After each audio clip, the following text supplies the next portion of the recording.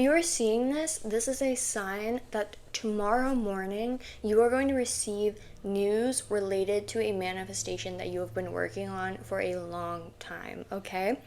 This is a sign that things are going to start slowly picking up for you, and tomorrow morning is going to be the catalyst for this event, okay?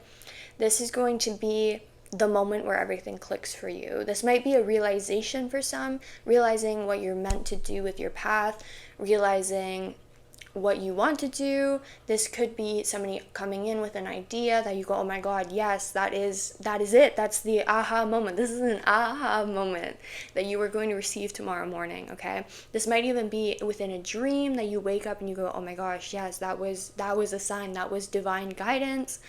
And all of this to say, essentially, is that you have done the work, okay? You have done the work, and now things are going to slowly start falling into place for you. All right, I want to pull some cards for you. I'm feeling called to this oracle deck. I find this deck is really good for manifestation. All right, we have To the Sea. This is a very positive card. Basically, what it represents is that you are now being swept up in the current of life, okay? You are now out of control, and that might be a little bit scary for some. I'm sure it might be a bit scary, right? But this isn't going to be something that sweeps you away and like brings like total destruction, right? Because it's not reversed, it came out upright. And To the Sea, if you look at the card, it's a little fairy, and she's in a boat, and she's just letting the ocean take her where she needs to go, right? It's not inherently turbulent, the waters are calm, she's simply just floating atop of the water and letting spirit bring her to where she needs to go, right? And so this is an energy that you're being called into right now. Spirit is asking you to stop being in the mindset that, I don't want to say that you're not in control, like, because there obviously is like divine timing, there obviously is like blockages and stuff, but spirit wants you to dissolve the blockage that you are not the creator of your own reality, okay? Dissolve the blockage that you can't ask for whatever you want, and dissolve the blockage that you are not capable. And I think this might have come from manifestations not coming in the past. There might be a bit of a wound there where you're like, I don't really have that trust anymore because I've asked for this thing so many times, right? But you are coming into alignment with something new here. Something that is going to bring about a redirectioning, okay, with To the Sea there. It's kind of Six of Swords energy, where it's like you're getting in a boat and you're moving somewhere else, somewhere that you can't come back from, right? And let's see what else. Okay, we have building blocks and regeneration. So building blocks is the concept that you are now building a strong, sturdy foundation that is going to support your manifestations into the actualization phase. So again, that's why I keep saying like this is going to be a slow start, and it's spirit ensuring that as you build this new life, you have a strong foundation, right? If you don't have a strong foundation in a house, your house is going to fall apart. I watch a lot of like housing shows, and you see that all the time where the houses start to crumble and fall apart because the foundation was not built correctly, right? And spirit is saying, I see you. I understand that you want this thing, and you have worked so hard to be at a place in your life right now where you are open and welcoming your manifestations, and you are not closed off to abundance anymore, okay? Spirit sees that, but Spirit is also saying, patience, we are not building Rome in a day, okay? We aren't building Rome in a day. And I know that can be difficult. I know that can be hard. And I know patience is so difficult. I know. I experience this in my own life all the time. I'm like, where's my manifestation? And Spirit's like, just wait. And I'm like, I did my waiting, okay? But yeah, the building blocks, like Spirit just really wants this new phase of your life to be stable, which is something that you might not have experienced a lot, maybe in past years, maybe in childhood. And so I think a part of you is like, well, I'm okay with it not being stable, you know, like let's just jump into it, right? You might be used to having sort of like a fiery, fast-paced energy. You might have fire signs heavy in your natal chart. I know I'm fire ruled, got that Aries moon, so I completely understand this. But that energy is powerful, right? Like spirit isn't calling you to dim that energy in any way, shape, or form. They're just saying that don't allow it to burn out. Like if you are experiencing like a like a drive here, right? You want it to happen and you want it to happen quickly. Spirit is saying don't let that fire burn out just because you aren't seeing results yet, right? Because we have regeneration here. And if you look, regeneration is, there's like, I guess like a volcano hit or something, like I don't know. And there's like a little tree growing from the magma here. And with this card is it's a reminder trees grow slowly, right? And I want to read this one from the book actually, so let's do that. Second chances are available to you now. Whatever opportunities you thought were dead are now revived in a more authentic, stronger form. Whatever you may have perceived as failure or loss is now being replaced by something better and more powerful growing in its place. This rebirth is assured. Step into your new life. Destiny is being fulfilled in wondrous ways. Oh, that's so pretty. Okay, what I want to pull now, how can we take action? Because I know spirit has given us the patience, right? They've been like, you just need to be patient. Okay, like spirit's like patience, but with this fiery energy, I feel like I said that weird. With the fiery energy, I feel like I am saying that. I don't know why I'm saying that so weird. You get what I'm trying to say. That this collective has, what can they do? How can they channel that into a productive way that doesn't burn them out? That's what I'm wondering.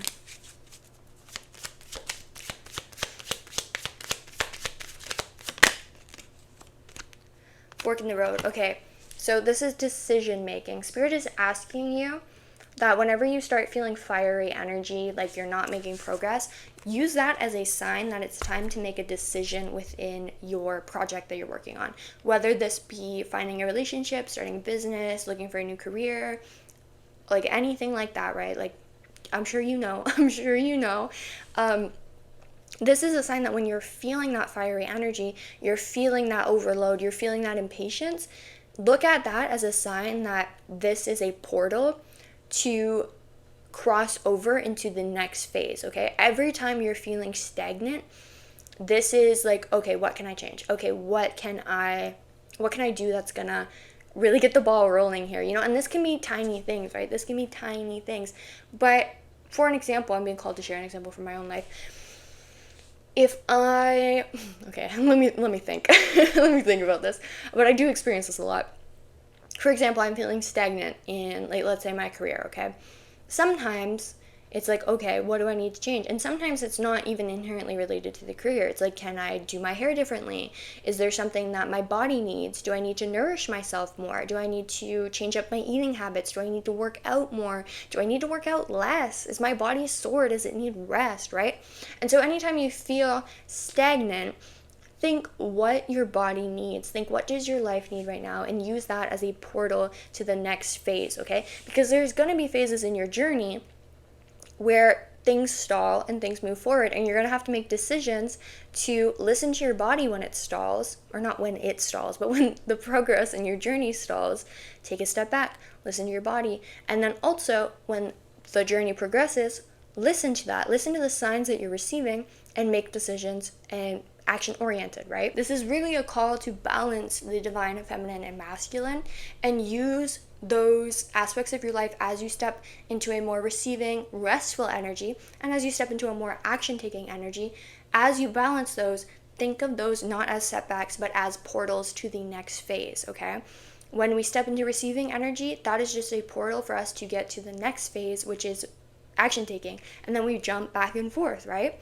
We are constantly, moving, constantly in that balance, right? And in that change. So yeah, whenever you're feeling like there's energy that you need to put towards something and you want to put it towards your goals, but you're not seeing results, think maybe you need to do something in your personal life. Like, it's really, it's up to you to like figure out what that is. Like, I can't tell you because this is a collective reading. And I'm sure like everybody has a different thing, right? Like some people it's going to be therapy. Some people it's going to, well, not even necessarily therapy. I personally don't really believe in therapy just because I've had some really bad experiences. But like, yeah, processing your emotions, taking care of your body, sleeping more, canceling plans if you need to, just really taking care of yourself, right? And then some people, it's going to be, yeah, you need to take more action. You need to take more initiative. You have been resting too much, right? Like, there is a balance here, right? But whenever you're feeling stagnancy, look at that as a sign to make a choice. All right, we have higher power coming out. This is another card that I want to read from the book here. Sometimes your work just flows through you. Ideas come rushing in and inspiration bubbles up from a wellspring you didn't even know you could access. When you enter agreements, begin projects, and negotiate deals with spirit as your partner, you will always succeed.